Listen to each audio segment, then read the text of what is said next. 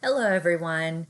Usually students have trouble with the cranial nerves, so I thought it would be a good idea to make a video to go over them. So we'll start at the top with the olfactory nerve and work our way through to the accessory, or spinal accessory as it's sometimes called. Usually people don't have too much trouble finding the olfactory nerve because it kind of stands out here off by itself. The ends are technically the bulbs, and the tracts are the skinny lines that lead up to those ends. These ends in real life tend to be a bit fatter, which is why they're called bulbs. So that's the olfactory. If we come down about midway through the brain, we can see the optic nerves. So we've got the nerves right here which have been cut. The chiasm or chiasma is the point where they cross. And then the tracts are the little pieces back in here deeper in the model. So those would be cranial nerves 1 and 2. Cranial nerve 3 is the oculomotor nerve. When you look at this view where you can see most of the cranial nerves, it's kind of hidden. And so that's why I have this image over here. Notice this is the pons, same as the pons is sitting right over here, except we've done a mid-sagittal section through the brain. So now I can see sitting just superior to the pons is this cranial nerve right here. That's actually 3, the oculomotor nerve.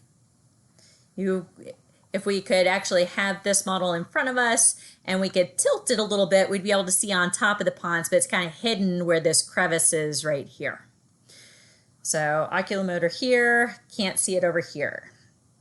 Continuing on, we have the trochlear nerve 4, these ones that look kind of like little wires. And then just below that, we have the trigeminal, also known as number 5.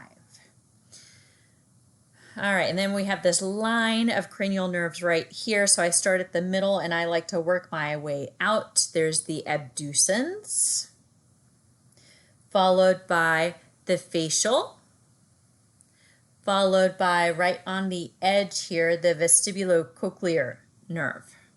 So this guy right here.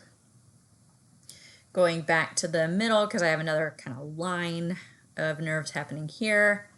In the middle, we have the hypoglossal nerve, right there.